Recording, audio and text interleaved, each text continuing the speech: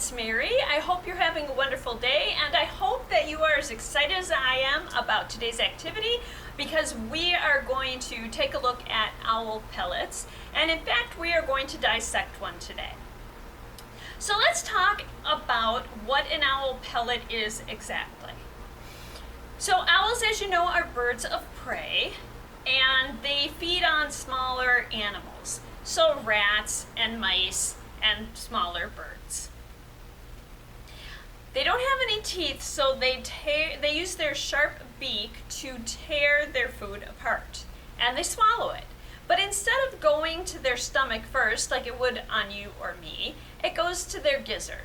And the gizzard digests it some and passes the nutrients on to the rest of the digestive system. And all the bones and teeth and sharp things are kept in the gizzard, which compresses them into a pellet.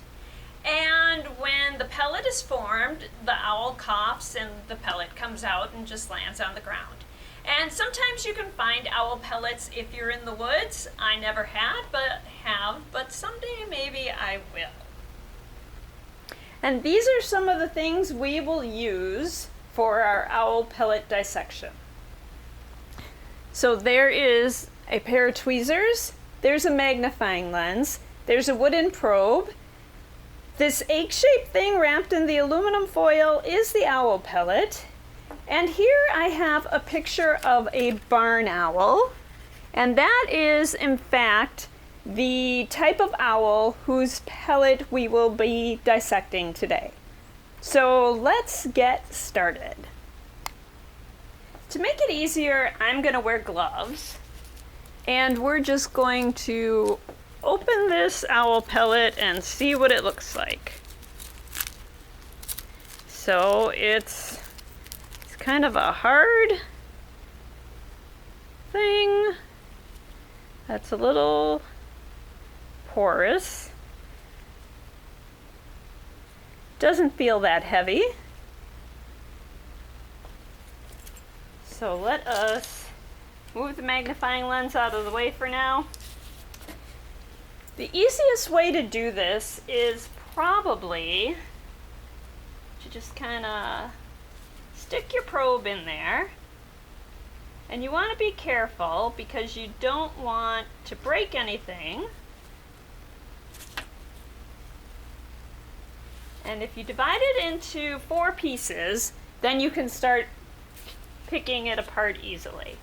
So if you look, as you're pulling it apart, it's got a lot of fur in there, and maybe some feathers. So just carefully remove the fur and the feathers, and put that over on the side.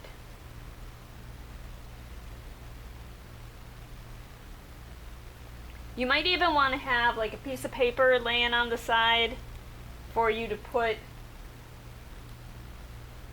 the items that aren't bone. So just keep easing that apart, and if you'll notice, we've already found a bone here, and I'm just going to take that out and put that right there. So I'll keep taking apart the owl pellet, and we'll see what we have when we're done. So as you're doing this, you do want to be careful and probably use the tweezers and the wooden probe a little more than I was, because teeth and bones can be sharp, and that is the reason that owls cough them up in the form of a pellet, so that they aren't hurt by them. So just be careful about what you're doing.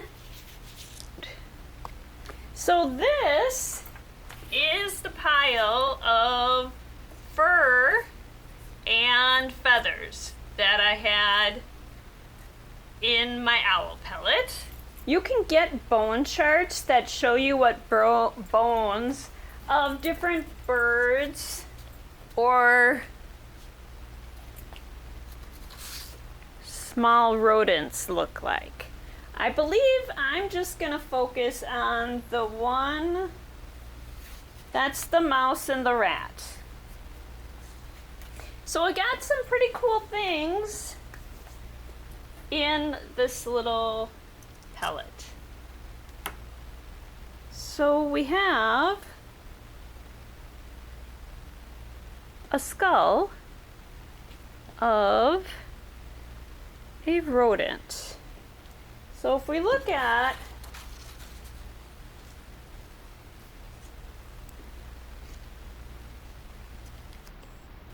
I'll bring you in closer. If we look at the mouse and the rat bone chart,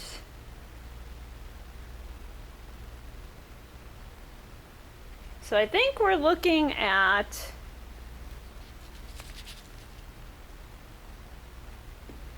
based from the size, I would say it is probably a mouse, but it could be a very small rat too. It's got the long teeth, which I know rats have, and they have the iron in their teeth, so that might be a small rat.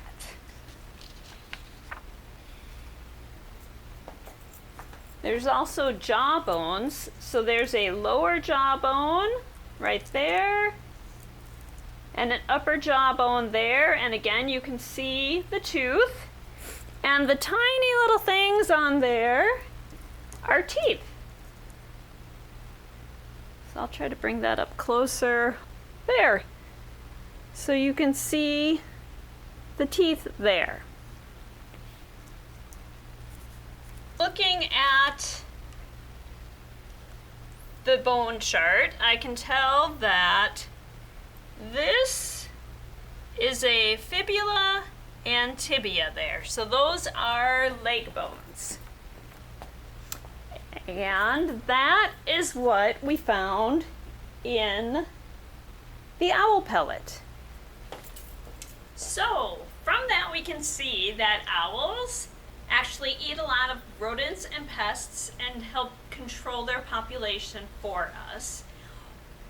People who would look at owl pellets or things like this would be wildlife biologists, ecologists, and reasons they would want to do that is to see that what the owls are eating by telling what their diet is. If like their diet is mostly one type of prey, it could mean that